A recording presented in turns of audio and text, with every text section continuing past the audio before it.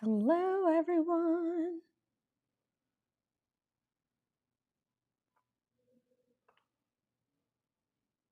Happy, what is it? Tuesday. Uh, Happy Tuesday, everybody. Happy Tuesday. Happy Tuesday. Welcome to the AC Brown Show, where I feel 1,000% better. My God. Oh my gosh. Yesterday. Hello, everyone. Yesterday, I don't know what happened, but all I know is that I felt absolutely so tired, but I'm sure with the eclipse, it's like a complete 180. I feel like I have so much energy. I felt good. Today was a great day. So, yay. But thank you all for grace yesterday. But I'm telling you, yesterday I was exhausted, and then I only slept for, gosh, I only slept for like 4 hours, which sucks. But it is what it is. So here we are. So happy Tuesday, everyone. Happy Tuesday, YouTube and Instagram. I cannot stream on TikTok because they banned me because I cursed. So their policies are changing very rapidly. I'm focusing my talents on the YT. I'm just gonna say that. TikTok is getting out of hand. Like you can't even like curse. Or I don't know if I said something that was like super bad or whatever, but I won't be focusing there. I'll post there here and there, but I'm going to be focusing on YouTube for the next year and beyond. And then I'll still post here, of course. But yeah, anywho, happy Tuesday, everyone. We're going to continue what we're going to talk about. So we're going to talk about yesterday. So we're going to talk about it today. So we're talking about today 3 money blocks that have nothing to do with your vibration. So my question for you all is, how many times growing up did you hear, because I did a podcast interview today and it sparked something that I used to, talk about with my dad a lot growing up. So how often did you hear in your household the word broke?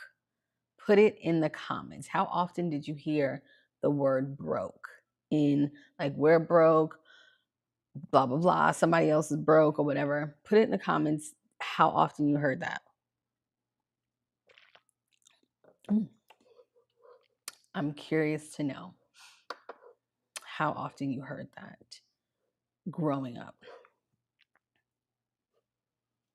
Because too many times. Somebody said too many times you heard it. Okay. So somebody said too many times.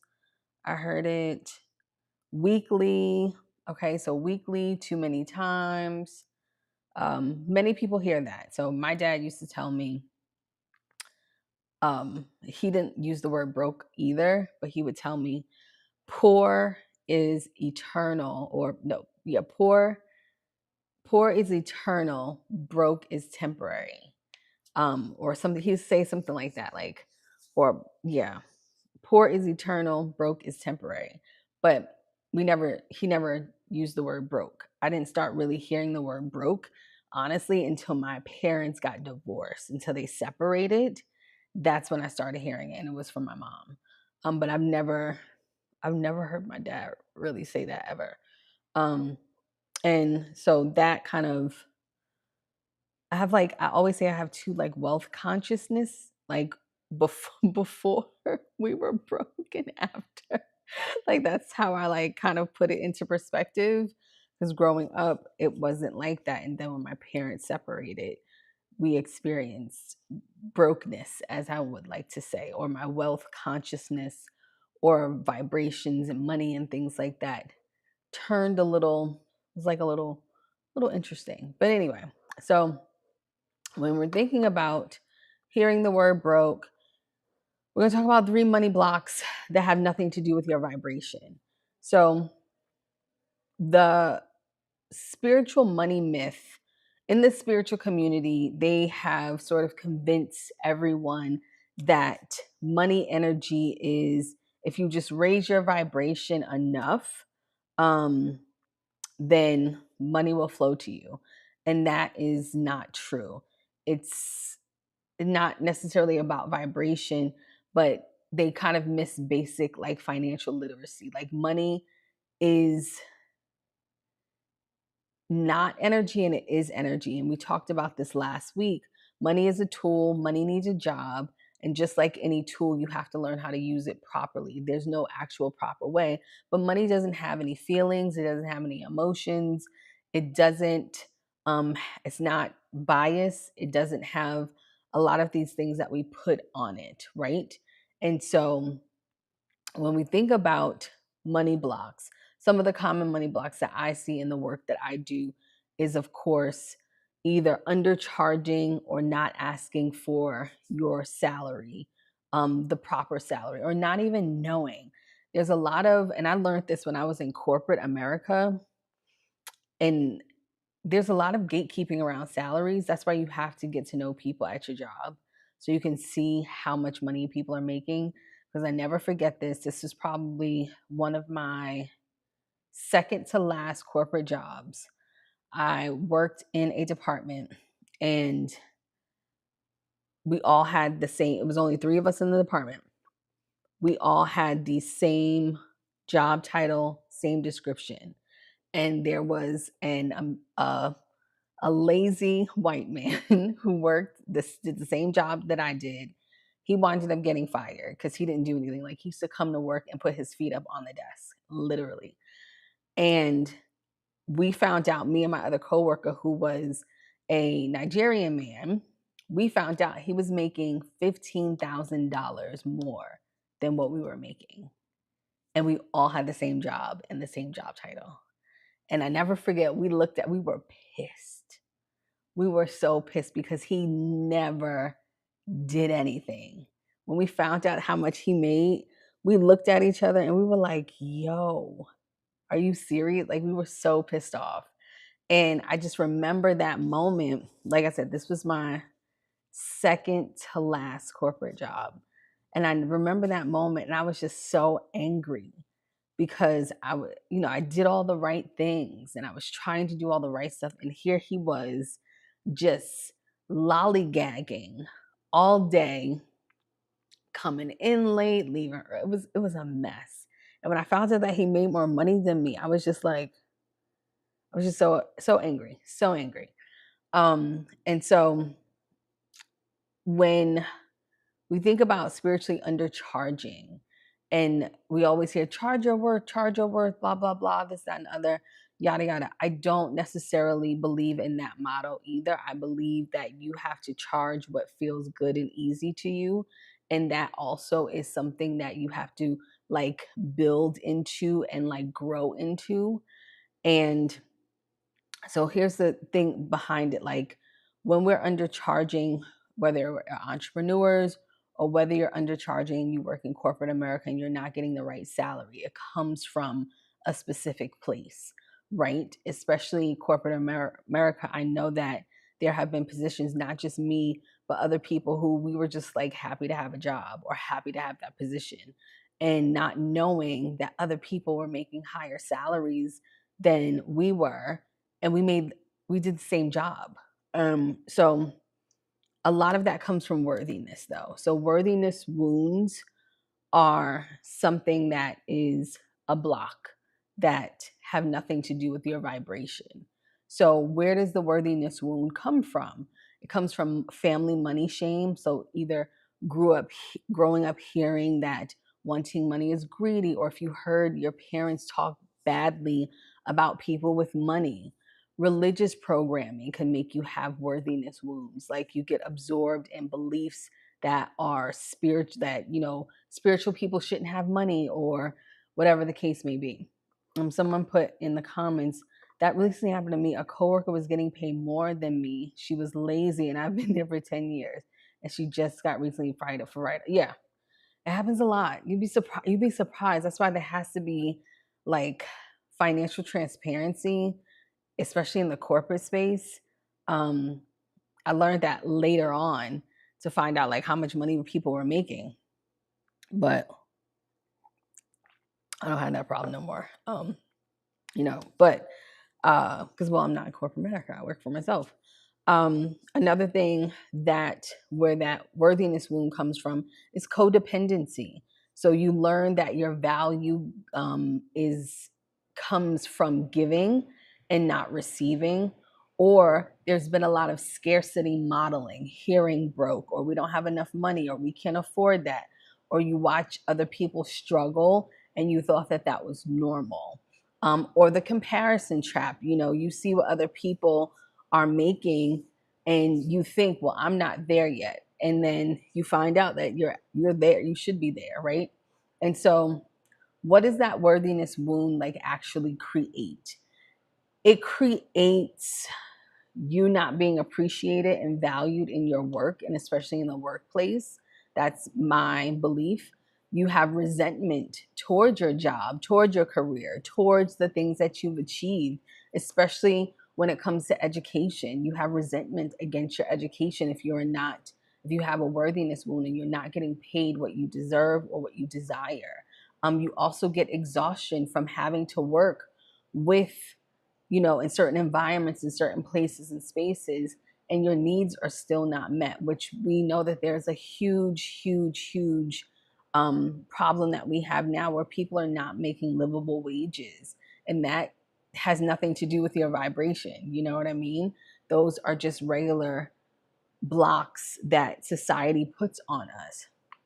Or you have the inability to invest in your own growth as a person, as a human, all of that when you have a worthiness wound.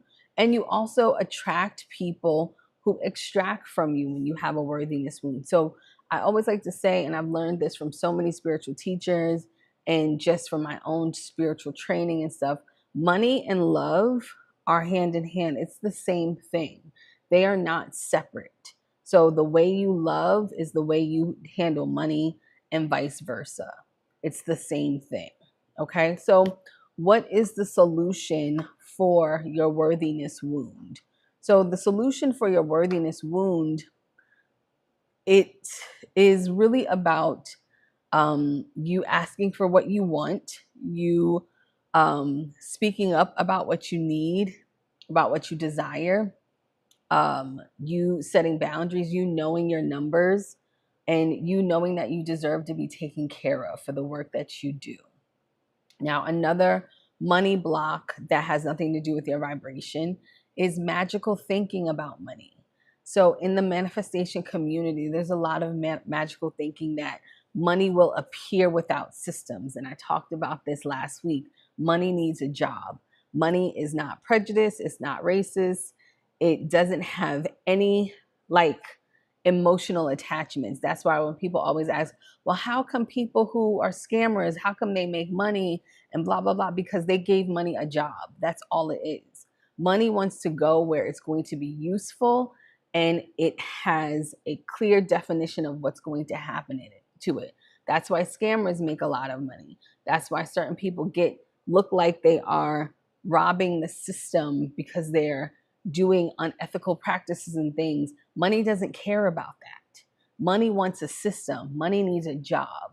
So whether you meditate, you visualize, you affirm, all of the abundance, all of that stuff, if you don't track your numbers, if you don't have a place for money to go, it's going to be hard to find you.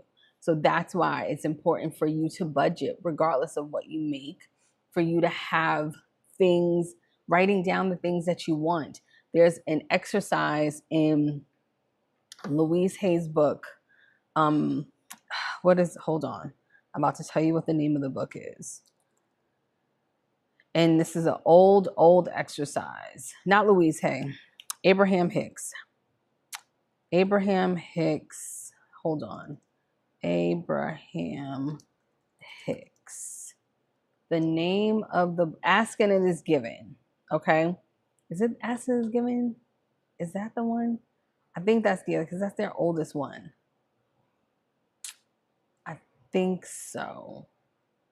I think Ask and It Is Given. I think that's the one. Anyway, in Ask and It Is Given, I think that's it. I think that's the one. Yeah, because that came out in like '04. That's the oldest book.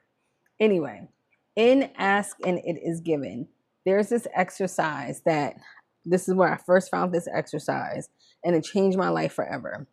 And I believe you had to start with $1,000 and work your way up to $1,000,000. And every day you had to take that $1,000 and you had to spend it. Just write down what you wanted to spend the money on. And every day, like it had to be zero. Like you had to end up at zero. So I think you either started with $100 or $1,000, but you had to do it all the way until, I think it was like $1,000 increments until you worked your way up to $1,000,000. I'm not sure. It was something like that, or it was like 1,000, maybe 5,000, 10,000, like whatever it is to get to 1,000,000. Anyway, but every day you had to start with that number and then write down everything that you were going to spend the money on. And that exercise changed my life. And it changed my life for many, many reasons. One of the reasons, because that's when I really it clicked to me. And this is when I was young. I think I was in my teens when this came out. Or not even, I was probably in like high school, whenever that came out. And it clicked, even though I didn't apply the principles until probably my 30s when I thought about it, that money needs a job. Money can't appear without a system or a job. And so what that exercise does is get you into the habit of writing down where you want your money to go. And you'll be so surprised on how money what comes in when you have a place for it to go. Like actually looking at your numbers, looking at maybe if it is your bills, if you have debt. That's why you see all of these like financial people and people who are, everybody I think has the ability to be good with money and writing it down. Now, there are some cases where you just need to make more money to be able to have a good life. And majority of the times, most of us just need to make more money, but you have to, work with what you have to work with, right? So money needs a job.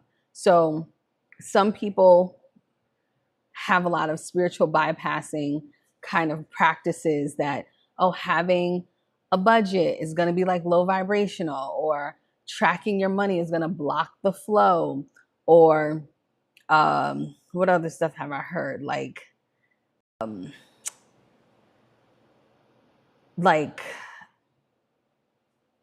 What's some other stuff that I've heard? Just asking for money or trying to manifest money and not doing any work to receive it. And what I mean by work is not like taking the action steps to actually receive the money, right? So there's some things that you can do. So there is this energy of, where does that come from, right? And sometimes people want to be perfectionists when it comes to money, and they want to, take classes, which is fine. But you have to start with the little things of just writing down what you spend. Like if you really, I want you to just do a practice this week. And this is for my coffee drinkers. Actually write down how much money you spend on coffee every week. Just do it 1 week. And every time you go to the coffee shop, every time you go get coffee, just write up that number. And then you'll be like, oh snap, why do I spend $56 on coffee this week? You'd just be surprised. So when you get out of the magical thinking when it comes to money and you create systems and you give money a job, things help you. Setting up systems will help the flow of money. Money will come to you a lot easier, maybe faster, or you can see what's happening. Now, it won't happen overnight, but don't be afraid to look at the numbers, because I promise you it will help you out, okay? So another block is, of course, romanticizing financial struggle. I got it out the mud, or, I started from the bottom, now I'm here. Now, don't get me wrong. I love an underdog story. I have an underdog story. but I don't want it to be everyone's underdog story. Where you've turned being broke into like a spiritual virtue. Like you think that wealthy people are less conscious or less spiritual, and that people who are on the come up or whatever are more pure, or being financially in struggle means that you're more authentic, that you have more morals or values. Like I've heard it all. That is just ridiculous. So hopefully you can get over that. Um, judging people about being materialistic or they're unspiritual, or wearing your financial struggles to make yourself look more relatable or more real, or you think wanting nice things are shallow or ego driven. I learned this from one of my mentors, and she asked, she always says, she asks people, why do you want to become wealthy? And I think I said something like this. This is like almost like 3 years ago. And she's like, everybody's always wants to give to charity. What happens? You don't have to give to charity to become wealthy. And I was like, wait, you're right. You don't. And she was like, and that's like one of the things that kind of block people is having this idea that you have to be Mahatma Gandhi to become wealthy. You don't have to do that. Which is very ridiculous, right? So yes, the fake it till you make it quote, or using your broke status to feel superior, like something of that nature. So, or using phrases like money isn't everything, you know, listen, I think I heard somebody say, or I heard this from someone a long time ago. If your problem can be solved with money, you don't have a problem. And I was like, well, damn, you're right. Maybe I should just be happier. Like just thinking about stuff like that. That's not, I mean, it's just true. Anyway, so that's another kind of thing, not making broke your brand, and making being financially stressed a part of your personality. And try not to do that. Okay. What else did I want to say about that? Any questions about that? Any questions about anything that I'm talking about today? Any questions about any of it? So, what poverty consciousness actually creates? So, what that poverty consciousness, or looking at poverty that way, unless you took a vow of poverty, I don't understand. Yeah, I'm not I think only nuns, right, and priests do that, right? Not not me. What poverty consciousness actually creates. So you self-sabotage when you start to succeed financially. That is something that happens in your nervous system a lot.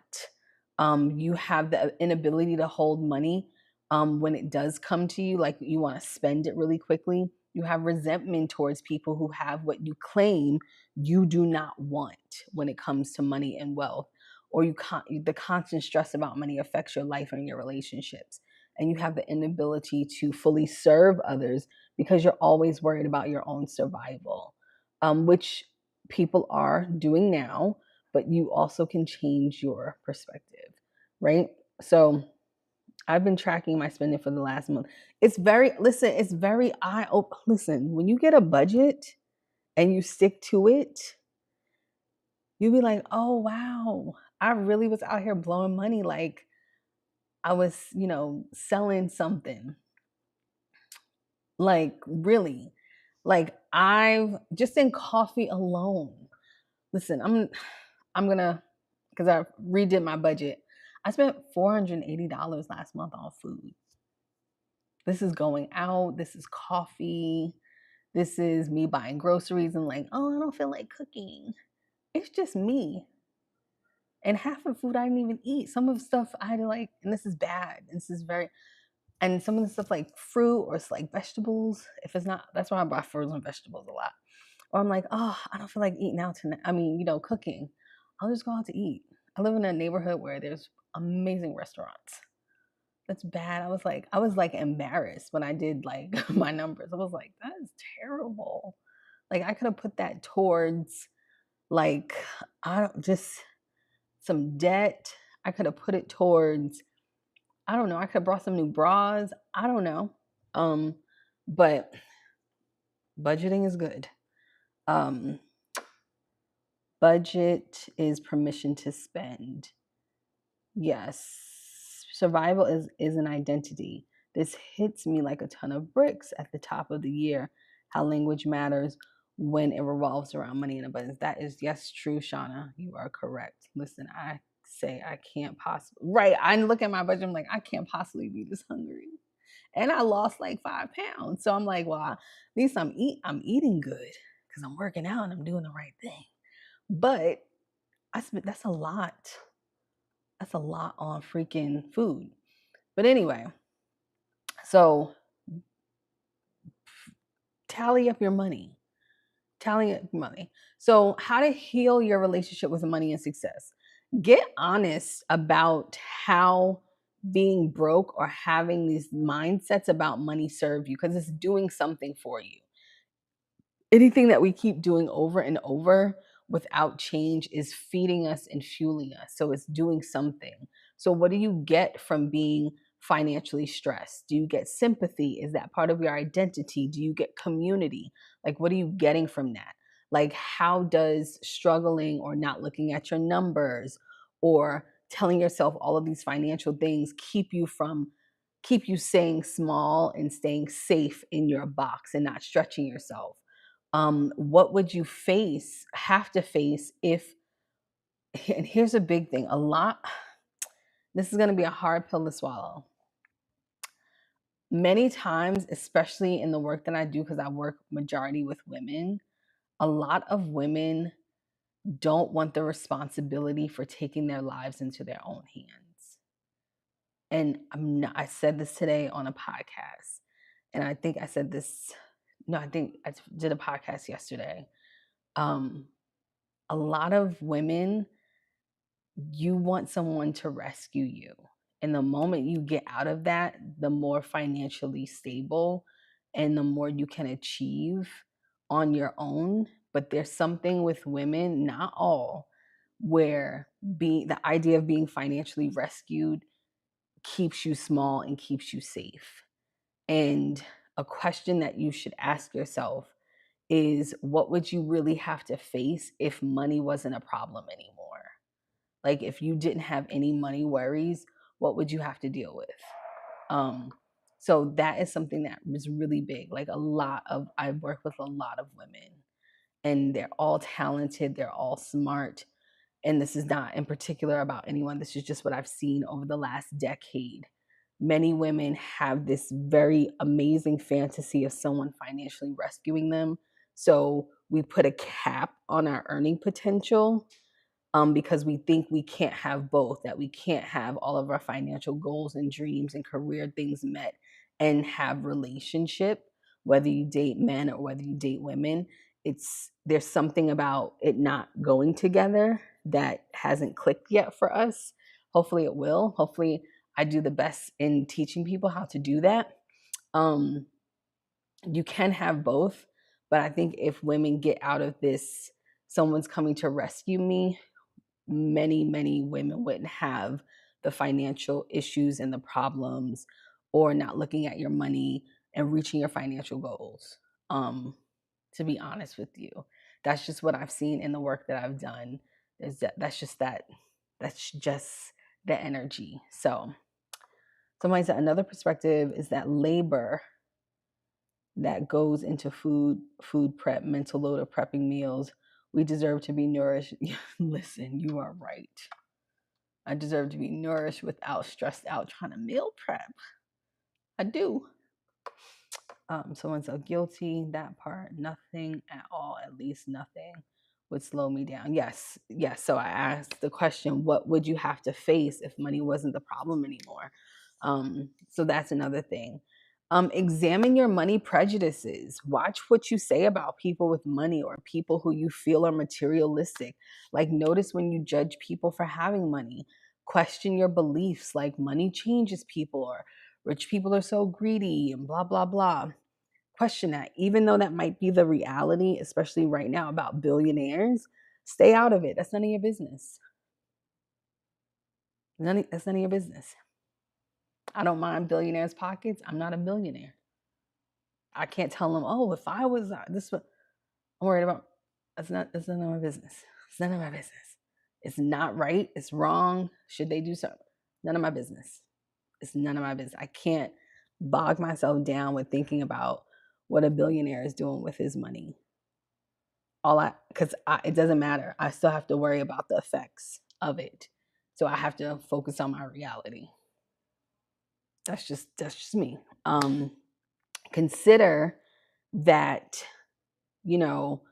people who have the things that you want, that maybe they have figured out something just mindset wise, that you haven't yet, and I'm talking about like somebody who has a higher salary or something like that. Nothing to the big gap of, of the, that whole thing. What's something else? Any questions about what we're talking about? I wanted to talk about this because this is on the list of topics, and yesterday I was supposed to talk about it. It was Monday. What else did I want to talk about when it came to this? I think that was it. I'm kind of recovering from that. Let me tell you how. Oh, I mean, this is a sidebar, and maybe you guys don't care. Does anybody watch reality TV? Raise your hand if you watch reality TV. So much. Anybody? Thanks. I hope you're learning a lot. Anybody watch reality TV? How are some ways to shift from wanting someone? Well, that's a good question. Okay. Well, since you asked, so let's open the floodgates a little bit about this. So Joey, I hope I'm pronouncing your name right. Joey on Instagram said, how are some ways to shift from wanting someone to come rescue you financially? Okay. This is a loaded question, and people do watch reality TV. We'll get back to reality TV in a second. So how do you shift from that mindset, that consciousness? What was the podcast? I'm about to look. Judge Judy, because I talked about this today. Podcast. It was on. She was on Good Hang with Amy Poehler, and she just talked about this it was recently, a week ago, last week. So Judge Judy had said that she always thinks women should make their own money. Okay. Oh, Bruising Banter Podcast. Hello, Bruising Banter Podcast. So Bruising Banter Podcast, not to put Bruising Banter Podcast, and they're looking at me on Instagram. That's one of my oldest guy friends. We used to write screenplays together. So hello, Bruising Banter Podcast. Anywho, so Judge Judy was on Good Hang Podcast, and she was saying that she believes that all women should make their own money. And the reason for that is because pretty much you don't want a man to control you. She was like, if you want to be a stay-at-home mom and you want somebody else to be in charge, good for you. But she's like, you should never put yourself in a position where you are under the financial constraints of someone else. And I truly believe that. And that's probably the biggest thing that I've learned when it comes to not wanting to be rescued by a man, a relationship, and having your own, is so you can always leave when you want to. I know that sounds really mediocre and basic, but that's true. So you always have that as a woman. I am not a woman that believes in equality. I want equity. I want equitable relationships. And yeah, I'm not a man. I have no desire to be a man. So I don't want equality. I want equity. And I truly, truly believe that if you are always taken care of and you provide the lifestyle that you can provide for yourself, you rule your own world pretty much. No one can ever say, well, I made you and all of that other stuff. No, you didn't. I mean, if you are into hip hop, Young Thug recently did an interview, and he said that he made somebody. He was like, well, but God made him, but I helped. Like, I just don't want anybody to have that, that they made me. And it's always really comforting for me to know that I can provide a certain lifestyle for myself without any help from someone else. Help is great. Help is nice. But you always just want to have that in the back of your mind that you can do it on your own. And that doesn't mean you don't need any money. I think that's what happens in this conversation of decentering men and all of that stuff, is that you can't have both. You can have both, but you also want to have stuff for yourself as well. It is waiting on someone to rescue you or wanting someone to match the amount of unvalued, unpaid energy resources that go into daily subsequent. Yeah, I mean, I'm a woman. I bring way more to the table than money could bring personally. So yeah, that's the whole thing. Maybe I'll talk about that tomorrow. Maybe we'll talk about decentering men. It's only one man here. It doesn't matter. I mean, if he comes back tomorrow, who cares? But maybe I'll talk about that. Any other questions? What's a way to disrupt the mindset that you may need to prove your success and ability to make money to show you're worthy? Oh, yeah, you got to let that go, Bree. You're worthy because you exist. Everybody's worthy of love. You don't have to prove yourself. You don't have to make a certain amount of money. True love, it just is. All right. I'm gonna have to cut this short because I forgot I had a call. I don't know why. This was probably one of the nights I was supposed to push this back. Anywho, tomorrow I'll be back. Maybe we'll talk about decentering men, money, all other things. I have a call that I have to get on. This is probably one of the nights that I should have pushed this back to 8, but that's okay. I have a call. I will see you all tomorrow and we'll talk. So I'll see you tomorrow, 7 p.m.